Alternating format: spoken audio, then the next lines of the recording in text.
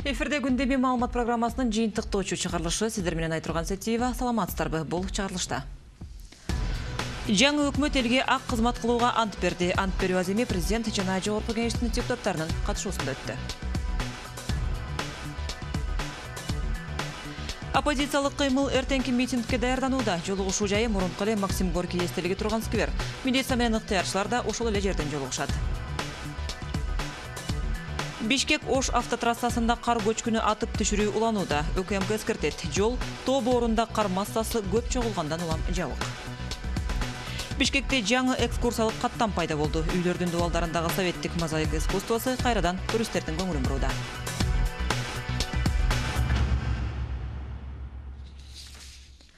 Жаңы министрлер кабинетинин мүчөлөрү бүгүндөн тартып өздөрүнүн расмий кызматтарына киришишти. Премьер-министр Жомарт Оторбаев башында турган аткаминерлер конституцияны кармап ант беришти. Регламент боюнча каралган салтанат көпкө созулган жок. Көп санда эмес депутаттарга дароо эле өз милдеттерине киришүүгө туура келди. Жибек Бегалиев улантат. Ант берүү салтанаты регламентке лайык. Президент Алмазбек Атамбаевдин катышуусу менен өттү. Бирок мындай маанилүү иш-чарадагы депутаттарды кызыктырбагандай, эл өкүлдөрүнүн көпчүлүгү иш орундарында болгон жок. Ант берүү үчүн сөз. Бирок депутаттардын жалпы маанайына кесиптештеринин тартипсиздиги таасир этпегендей. Парламентарийлерди айрым чиновниктердин мамлекеттик тилде ант берүүсү өзгөчө кубандырды. Мен Гил Валерий, Кыргыз Республикасынын вице-премьер-министрин кызматына киришип жатып, жаңы вице-премьердин аркасынан дүркүрөгөн кол чабууга Ольга Лаврова татыкты. Кайрадан өз кызматына дайындалган каржы министри дагы антты кыргыз тилинде берди. Мен Лаврова Ольга Владимировна, Кыргыз Республикасынын финансы министринин кызматына киришип жатып, калган өкмөт мүчөлөрү депутаттарды таң калтырышкан жок. Айтор көпчүлүгү өкмөттүн эски курамынын өкүлдөрү ант берүү салтанатынан соң өлкө башчысы менен чиновниктерди узатып, эл өкүлдөрү күнүмдүк жумушуна киришишти. Эң көп талкууга алынган мыйзамдын долбоорлордун бири бүгүн Курмантай Абдиевдин мамлекеттик кызмат тууралуу нормасы. Документте депутаттардын жардамчыларын кызматка алуу тартибин өзгөртүү эрежелери камтылган. Азыркы мыйзамга ылайык депутат жана ошондой эле министрлердин жардамчылары мамлекеттик түзүмдөргө сынаксыз орношууга акылуу. Ал эми Курмантай Абдиев мындай артыкчылыктарды 1 жыл иштеген жардамчыларга гана берүүнү сунуштоодо.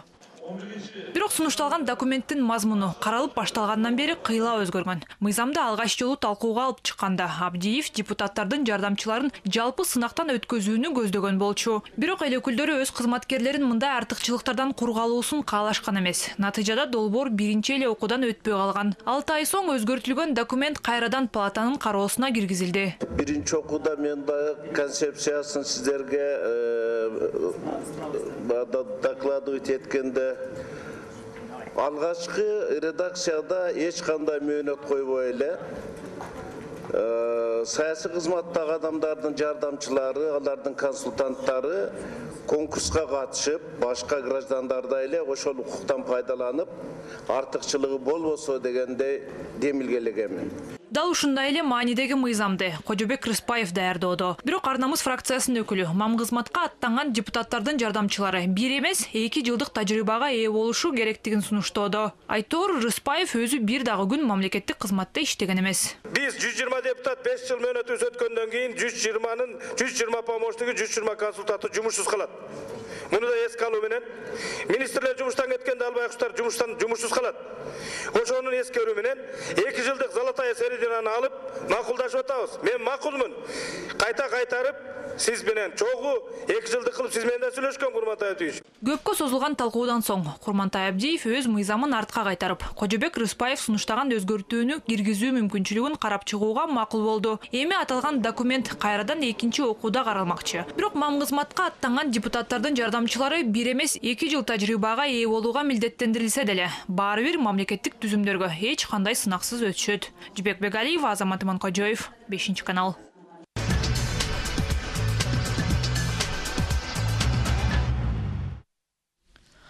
Өрттөлгөн уна жана административдик имаратка кирүү менен кезектеги акция, бирок бул рет митингчилер ката кетириппи же атайыбы өздөрүнүн унаасын өрттөштү.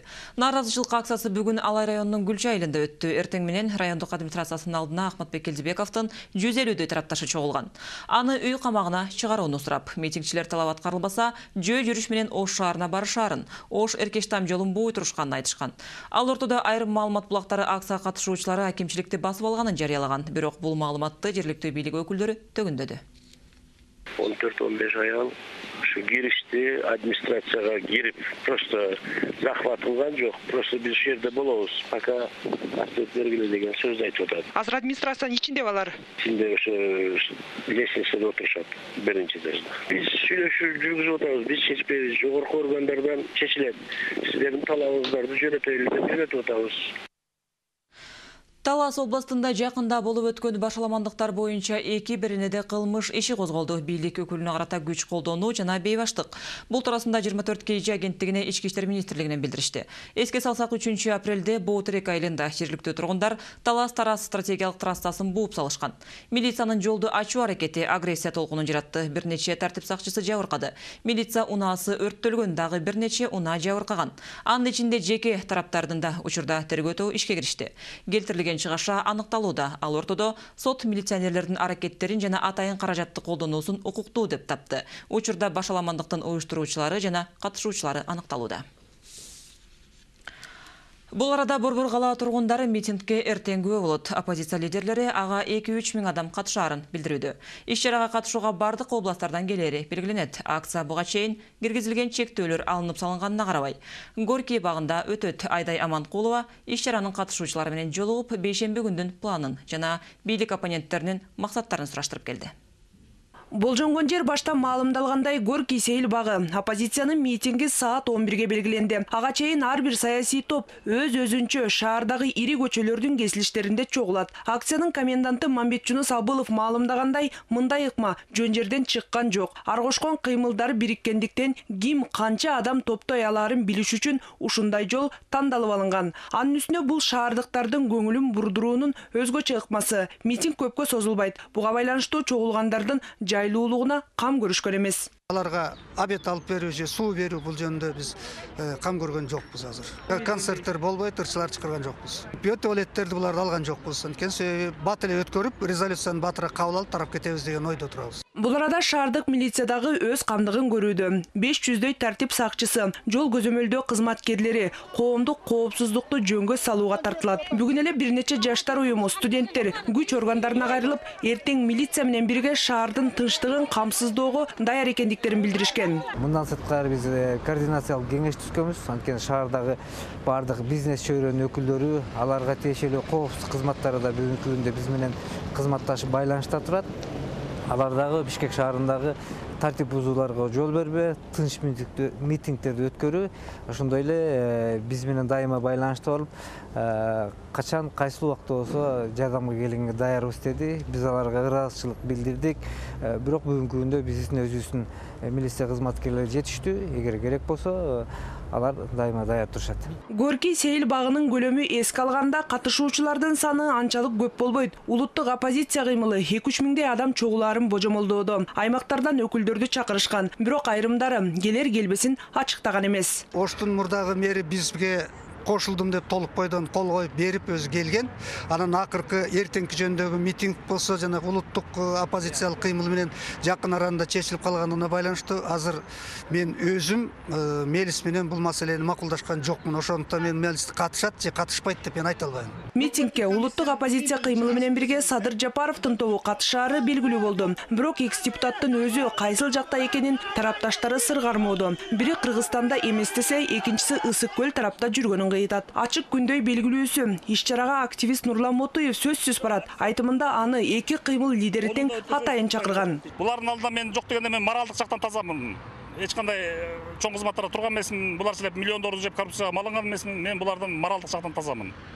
Анан өздөрү жалдырап конференцияга чакырышкан Равшан Жэбековдер. Муну Маша Азмитил жакшы билет. Садыр Жапаровдун штабына постоянно жалдырап өздөрү чакырышат. Анысын далилдөө үчүн Садыр Жапаров менен болгон сүйлөшүүлөрүн Facebook баракчасы аркылуу көрсөтүүгө ашыкты. Интернет каталышууларында экс-депутат улуттук оппозиция кыймылына максаттары төп келгендиктен кошулганын билдирген. Мага демектен анда бизде Сирия болуп кетсин. Согушабыз Россия менен. Көп болсо бизде жихад башталат, дүйнө жүзүнүн сунниттери бизге жардам кылат. Акыркы билдирүү атайын кызматтан назарын бурары шексиз. Мамлекеттин бүтүндүгүнө коркунуч жараткан мындай чакырыктар үчүн оор жаза колдонулары белгилүү. Айдай Манкулова, Андрей Заверухин, 5 канал. Улуттук оппозиция кыймылынын лидери, Жогорку кеңештин депутаты Равшан Жээнбеков АКШ элчилигине ага жана анын үй бүлөсүнө виза берүүнү тездетүү өтүнүчү менен кайрылды.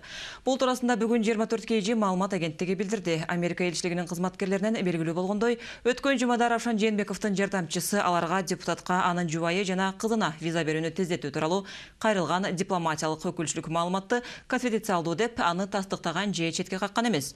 Бирок депутат ушул эле 24 KG агенттигине жардамчысына АКШ элчилигине кайрылууну суранганын билдирди. Мен мага кезексиз берүүсүн өтүндүм. Анткени май айында кесиптештерим менен штаттарга барам, деди Равшан Жээнбеков. Кыргызстандагы жумушсуздук 8,5% түзөт. Бул 200 миңден ашык адам жумушсуз дегенди түшүндүрөт. Бул өкмөттүн расмий көрсөткүчү. Изилдөөлөрдүн жыйынтыгы менен алардын дээрлик жарымынан көбүн жаштар түзөрү белгилүү болгон. Теманы Самат Качкынов улантат. Борбор калаанын Лев Толстой көчөсүндө орун алган Ленин заводунун жанында иш издеп чыккандарды жайы кышы көрүүгө болот. Күнжылыган эмгек биржасына чыккандардын саны көбөйдү. Автоунаа менен жумуш берүүчүлөр келип, алар менен келишкен соң салып кетишет. Оор жумуш болсо да күнүмдүк акчасын татыктуу төлөп берсе, бекер отургуча макул болушат экен. Нааразычылык акцияларга, митингтерге да алып кетишерин бул жердегилер жашырышпайт. 1,5 барат, 500дөн барат, 1000 сомдон ар кандай. Кымбат, неге мындай кымбат? 10 кишиге 3000 сом берсем, 10 кишини кармап турам ошол жерде. Давай. Мындагылардын баарына тең эле жумуш күнүгө боло бербейт. Ага аба ырайынында таасири чоң. Бир канча күн жөн эле бул жерде туруп, кургол үйүнө кайткан учурлары да болот. Жаштар жана эмгек министрлигине караштуу калкты ишке орноштуруу борборунун маалыматы боюнча, бул жерде 1,5 миңден ашык адам каттоого алынган. Жазында көбүрөөк чыгып калат, кышында бир 500 адам турат. Туруктуу дайыма тургандар. Кээ бирөө болсо келип кеткендер болот, кээде студенттер деле чыгышат ал жерге. Бирок ал жакта турган жарандардын 70%-нин документтери жок. Паспорттарын жоготуп ийген, же болбосо залогко таштап койгон, көнчөсү, акчаны тапса эле ичет. Анткени менен ушинтип иштеп жүрүп, акча топтоп, бутуна туруп кеткендер да бар дейт ишке орноштуруу борборунан. Бош ваканттык иш орундар болсо сунушталып, айрымдары кызматка киришет. Бирок көбүн эсе айлыгы аз деп макул болушпайт. Бизге келген бош орундарга, иштерге алар баргылары келбейт. Анткени ар бир адам өзү көнүп калган нерсеге күндө акча табыш керек. Ал кыска мүнөттүү иштерге тартабыз. Бир жылда бир бизде Бишкек мэриясы акча атайын бөлүп берет. Аларды иштетип, быйыл дагы биз аларды иштеттик. Жазында 4 күн алар Зеленстрой муниципалдык мекемесинде иштешти. 2010 жылкы окуялардан кийин Ош жана Бишкек шаарларында жумушсуз жүргөндөрдү кыска мөөнөттүү ишке тартуу долбоору ишке ашырылган. Проондун көмөгү аркылуу анда миңдеген адамдар шаар үчүн иретке келтиришип, күнүмдүк төлөм акыларын алышкан. Территория Первомайского района 1 май районунун аймагында ошол долбоордун алкагында 400дөн ашык адам эмгектенишкен. Күнүнө 400 сомдон төлөнүп турган. Аны эл аралык донорлор каржылаган. Көчөлөр тазаланып, таштандылар чыгарылып, көпүрө, тротуарлардын жээктери сырдалган эле. Анда уюштуруу жагы Бишкек шаардык мэриясына жүктөлгөн. Ушундай кыска мөөнөттүү болсо да, жумушсуздарды ишке тартуу салтын улантуу мындан ары каралбагандыгын мэриядагылар кабарлайт. Ага каражат жок деген бир эле түшүндүрмө бар. Бишкек шаарында учурда 4 миңдей адам калкты ишке орноштуруу борборунда каттоодо турат. Каттоого алынбаганы мындан бир нече эсеге көп экени талашсыз. Ал эми жалпы өлкө боюнча расмий түрдө жумушка жарамдуу калктын 8,5% же 210 миңден ашык адам жумушсуз. Алардын басымдуу бөлүгү аймактарда. Бирок акыркы жылдары ички миграциянын өсүшү менен шаарлардагы ишсиздердин саны расмий түрдө 100 миңге жеткендиги белгиленет. Самат Качкынов, Азат Ынтымаков, 5 канал. Алтын Күмүштак майнинг компаниясы Кыргызстандагы кен жериндеги ишин токтоткон экинчи эл аралык ишкана болуп саналат. Эске салсак, Талас областындагы жергиликтүү калктын нааразычылык акциялары ызы чуулар менен коштолуп, жана Шыралжын кен жеринин жабылышы менен аяктаган. Бұл біріншілі елдің көтеріліп иштерин тоқтатушы емес. Баткен областындағы австралиялық Z Explorer компанияның кеңсесін талқалап, техникаларын алғандан кейін андағы Шамбесай кенжеридағы ишмердүүлүгүн тоқтатқан. Экономисттер мындай тенденциялар өлкө өзүнүн экономикасына терс кана таасирин көрсөткөндүгүн белгилешүүдө. Анткени алтын кен ишканаларынан тышкары аларга тейлөөчү кызматтагы жүздөгөн жергиликтүү көмөкчү фирмалар зыян тартууда.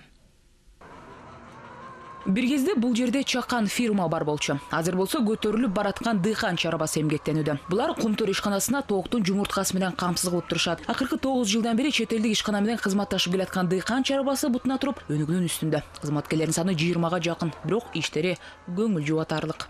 Если мы раньше до Кумтора производили Мурда Кумтөргө чейин биз жылына 300 000 жумуртка тапчубуз. Азыр болсо жылына 3 миллион жумуртка табабыз. Бизде продукциянын жарымы Кумтөргө кетет. Качан гана биз Кумтөр жетекчилиги менен иштеше баштаганда, алардын керектөөсүнө жараша өндүрүштү кеңейттик. Бир жылдан бери алардын айтканындагы көбүрөөк продукция өндүрө баштадык.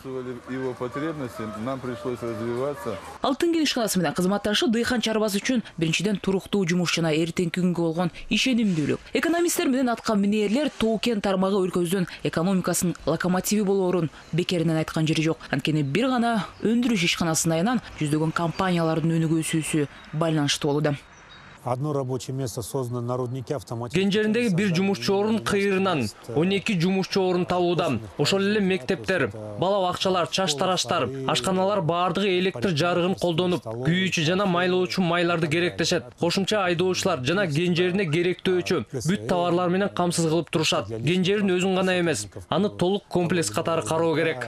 Бүгүнкү күндө Кыргызстандагы ири же чакан кен жерлерине болгон кол салуулар күчөп эле баратат. Улутташтыруу боюнча чакырыктар, экология зыян үчүн компенсация талаптары Кумтөр боюнча мурдагы кайрылуулар азыр бардык кен жерлерине чачырай баштады.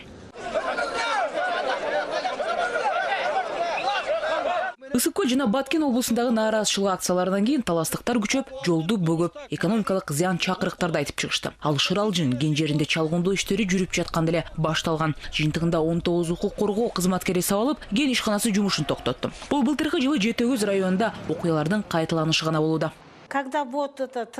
Жолду жаап ташташканда бизге абдан оор болду. Анткени азык-түлүктөр ушул жол аркылуу ташылат. Эптеп башка жол таап, азыктарды өткөрдүк. Анткени ал биздин маңдай терибиз, эмгегибиз да. Биз оокат кылалы деген карапайым калкпыз. Үй-бүлө, бала-бакыраны багыш керек.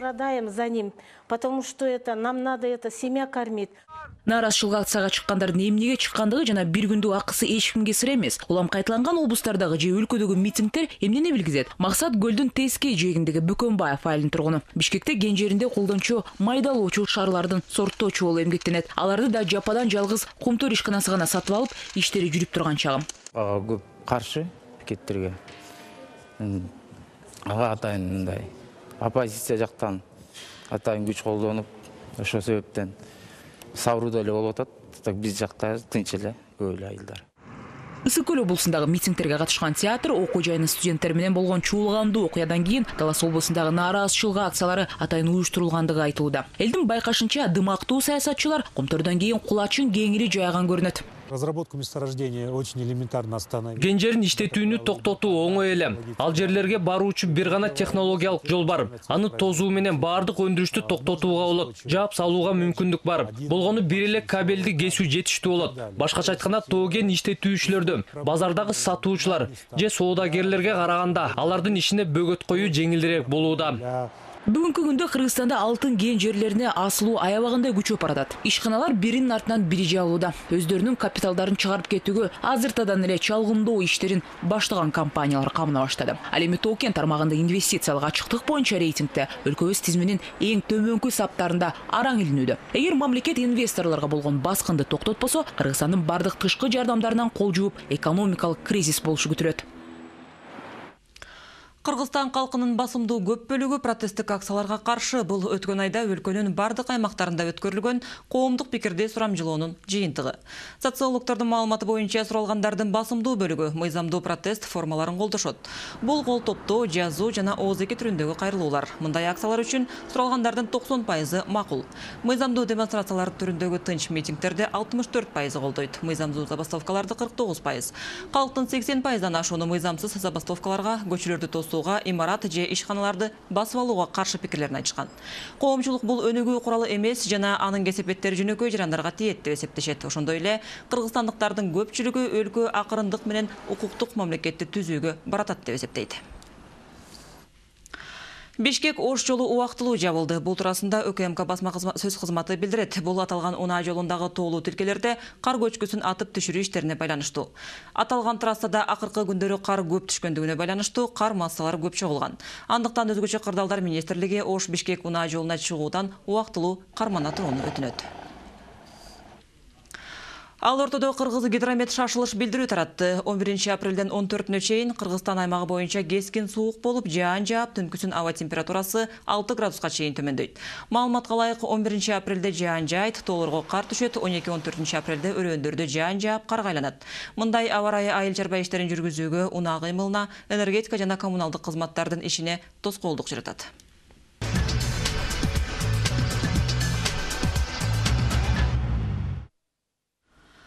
Бишкекте Кут бийлик маданий баалуулуктарды жайылтуу коомдук фонду улуттук колориттеги мектеп формасынын бет ачаарын өткөрдү. Иш-чара окуучулардын мектеп формасын бирдей талапта иштеп чыгуу менен улуттук маданиятты сактоо жана өнүктүрүү максатында жарыяланган сынактын негизинде. Сынакты билим берүү жана илим министрлиги жарыялаган. Уюштуруучулардын айтымында фонд сунуштап жаткан форма жергиликтүү материалдардан тигилген.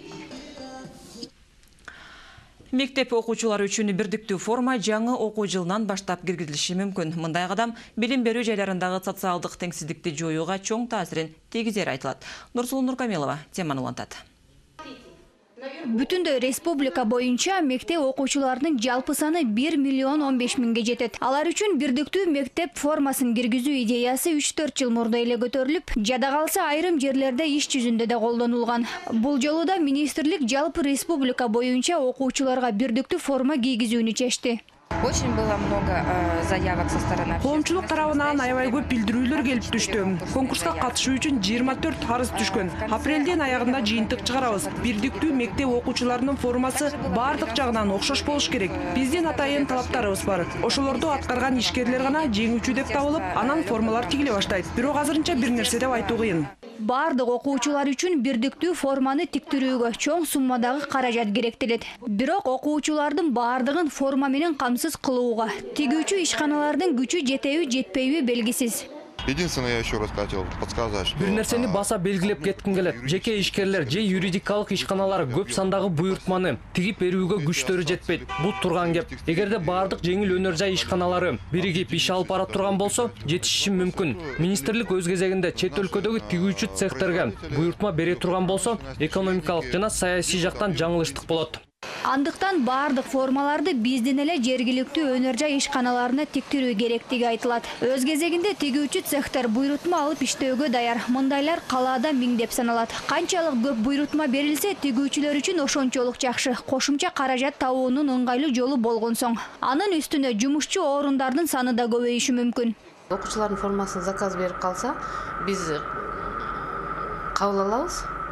Биз мүмкүнчүлүгүбүз күнүнө 200-250 дөн чыгарып бергенге мүмкүнчүлүгүбүз бар. Эмираттан алып келген кездемеден бир блузкабыздын себестоимости 250дөн 350ге чейин, даже 450ге чейин чыгып калат ушундай. Анан ал эми мектеп окуучуларынын костюмуна болсо убакыт көбүрөөк кетет. Кездемени ага кеткен убакытты бардыгын эсептеп чыкканда бир мектеп окуучусунун формасы 2000 сомдун тегерегинде болуп калат. Бул албетте чет өлкөдөн буйрутма берип тиктиргенге караганда бир кыйла арзанга түшөт. Бирок көп балалуу ата-энелер үчүн бул дагы кымбатка турары айтылат. Если мы закажем в России или в Беларуси... Эгерде биз Белоруссияда же Орусиядан буйртма бере турган болсок, бул албетте кымбат түшүп калат. Ал жакта бизге караганда бардыгы кымбат. Кытайдан тиктире турган болсок, анда деле кымбатка түшөт. Анткени аларды тиктирүү, кийин алып келүү жактарын эсептесек, тескерисинче биз утулуп калабыз. Мына бизде жүндөн кездеме жасоочу комбинат бар. Ошо жактан кездеме алып, өзүбүздө эле тигүү керек деп ойлойм. Окуучулар үчүн бирдиктүү формалар жаңы окуу жылында киргизилүүсү күтүлөт. Алардын сапаты жана түзүлүшүнө окуу башталганда гана баа бере албасак, азырынча бир нерсе деп айтуу кыйын. Анын үстүнө мектеп формалардын бардык ата мекендик кездемеден тигилерин эске алганда. Нурсулуу Нуркамилова, Кубанычбек Мамытов, 5-канал.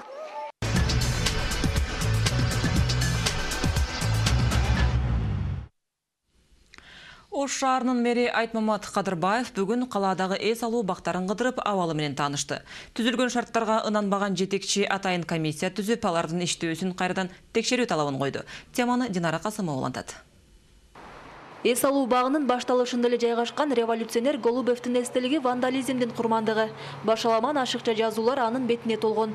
Эскирген отургуч, эскирген аттракциондор бул токтогул эс алуу багынын бүгүнкү көрүнүшү. Көпчүлүк жарандардын жана экинчи ордо кала тургундарынын сүйүктүү эс алуучу жайы болгон бакка азыр каттаган адамдардын саны жокко эсе. Бүгүн шаар башчысы Айтмамат Кадырбаев сейил бактарды кыдырып абалын көрдү. Түзүлгөн шарттар жетекчинин көңүлүнө толгон жок. Эс алуу багынын ортосуна жайгашып ураганы турган бул имарат бактын көрүнүшүн бир топ эле бузат. Бир мезгилдерде эс алганы келгендердин тамактануучу жайы 5-6 жылдан бери иштебей урандыга айланып барат. Бул бомба түшкөндөй болуп калыптыр. Бул жерде элдер эс алыш керек. Ушул өзүнүн багытында иштеш керек. Мына ошол сатып алган күндөн баштап бир нече жолу эскертүүлөрдү бериптир. Эч кандай бир чара көрүлбөптү. Давайте мындай турбасын. Или бирөөгө арендага берсин. Убагында гүлдөп турган эс алуу жайына көңүл бурулбай калганы бир караганда эле билинет. Мээрим багындагы оргулмалар майрам күндөрү гана иштебесе, азыр четинен талкалана баштаган. Селкинчектер деле жыргатып иштебейт. Бузулуп, сынып отургандан кооптуносуң. Ал эми бул шаардыктардын басымдуу бөлүгү келип эс ала турган Навай паркы. Өткөн жылы 3 жылдык мөөнөт менен жеке тараптарга ижарага берилген. Аттракциондору, отургучтары жаңыланып, эс алуу үчүн бир топ ыңгайлуу шарт түзүлгөнү шаардыктарды кубантат. Будан 1-2 жылга салыштырмалуу мына 2 жылдан бери жакшы да эс алышат. Жаштар келип, жаштар эмес эле чоң энелер, аталар келип да эс алып атышат да, эс ала турган жер жакшы. Азыркы мезгилде Навай парк өтө жакшы. Биздин Ош шаары үчүн талапка жооп берерлик деп айтсам болот. Тазалыгы таза, эртең менен саат 8-де сейилдебестен таптаза, балдарды ойносоң дагы аттракциондору таза. Эс алуучулар андай дегени менен мындагы шартка Айтмамат Кадырбаевдин ичи чыккан жок. Жаңа аттракциондор орнотулду делгени менен анын көпчүлүгү эске. Бишкекте колдонуудан чыккандар. Бул шаар тургундарынын жана конокторунун коопсуздугу үчүн кооптуу дейт кала башчы. Мындан ары ар бир сантиметр жер шаар үчүн тыйын алып келиш керек. Бүгүнкү күндө ошол жердеги иштеген жетекчилер кандай десем, только ошол мэрия биздин зарплатабызды төлөп берет, бизди ошолор содержать этет деген гана бир мындай түшүнүктө жашап калыптыр. Андай болбойт мында. Мурунку эс алуу багын азыр таануу кыйын. Кезинде бактарактуу, тынч эс алууга мүмкүнчүлүк жогору болсо, азыр бул жерде майда соода күркөлөрү тизилген базар болуп, ызы-чууга толгон. Бишкектеги Панфилов паркындагы муну көрүп турган каруселдериңер бүт бардыгы списанный каруселдерди алып келип койду. Контейнерлерди ар бир месталарды содалап, өзүңөр деле көрүп турасыңар, көп болуп турасыңар. Быйыл камок парк болду, быйылдан кийин эми контейнер парк болуп, анан кийин кытайларга арендага бере баштайт окшойбуз. Ош шаарында эс алуучу жашыл зоналар, сейил бактар саналуу. Бирок ага карабастан айрымдары каралбай жатканы шаардыктардын кыжырдануусун жаратууда. Ал эми кала жетекчиси эс алуу жайлардагы ижарачыларга жана Ош шаарынын муниципалдык менчик башкармалыгына 10 күндүн ичинде жасалбай калган иштерди аягына чыгаруу, жазгы айларга чейин сейил бактардын абалын оңдоону тапшырды. Динара Касымова, Талай Шабанов, 5-канал. Советтик мозаика же болбосо түрдүү түстөгү таштардан, айнектин сыныктарынан жасалган искусство. Кезинде социализмдин жетишкендиктерин даңазалган сүрөттөр 2 жылдан бери изилденип жүрүп, картасы түзүлдү. Тилекке каршы убагында салтка айланып, кооздук үчүн жасалган искусствонун саны азайып жатканын сүрөтчүлөр белгилешет. Бишкектеги монументалдык мозаика сүрөттөрү туурасында Айгерим Жаныкул кызы. Металдардан бири-бирине бекитип кооздоп жасалган кыргызстандык таланттуу сүрөтчүлөрдүн эмгеги 60-шы жылдарга туура келет. Күнүмдүк жашообузда каладагы мозаика түбүндөгү сүрөттөрдү кездештиргенибизде анчейин деле маани бербесек керек. Союз маалында архитекторлор ошол кезде салынып баштаган көп кабаттуу үйлөрдүн дубалдарына, же болбосо шаардын борбордук бөлүгүндөгү көрүнүктүү жерлерде мына ушул өңдөгү сүрөттөр менен кооздогон. Биринчи көргөндө көзгө жөнөкөй көрүнгөнү менен ар биринин өзүнчө мааниси бар.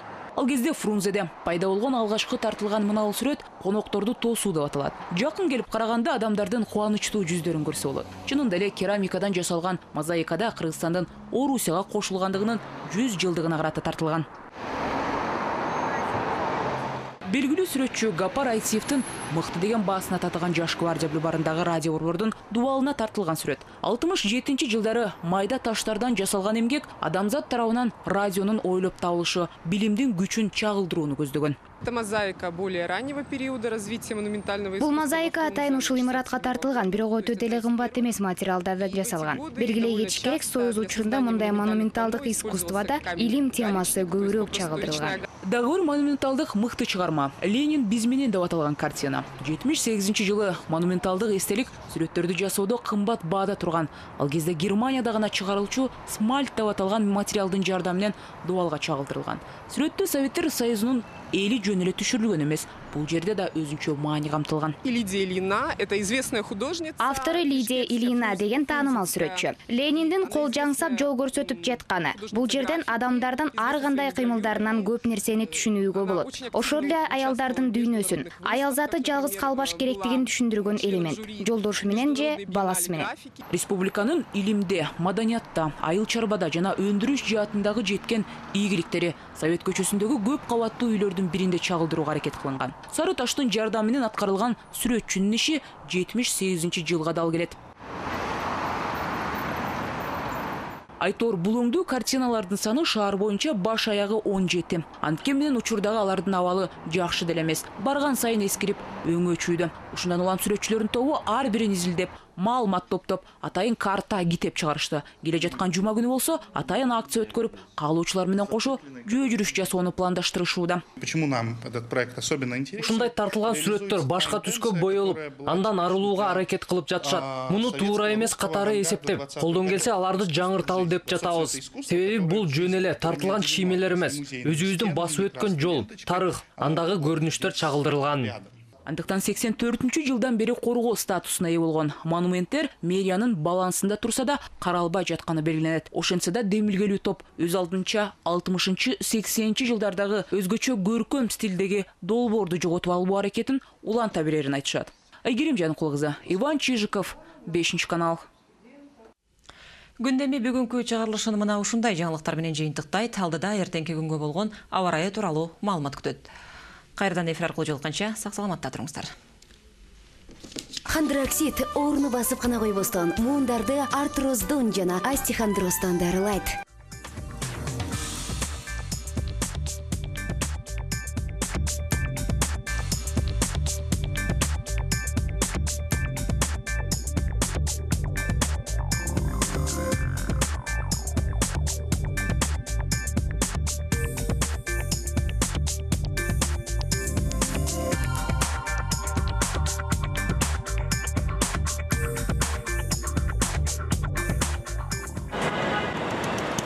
Кайнаган шаарда, жумуш кычап турганда, муундар ооруп, жаныңды койбой оорутса, достордон калып, өзүңдү өзүң кыйнава. Хондроксид орну басып гана койбостон, муундарды артроздон жана остеохондростон дарылайт. Аркаң ооруп чыдатпай, колу бутуң сыздатат. Дарыканадан хондроксид муундарды келип дарылайт.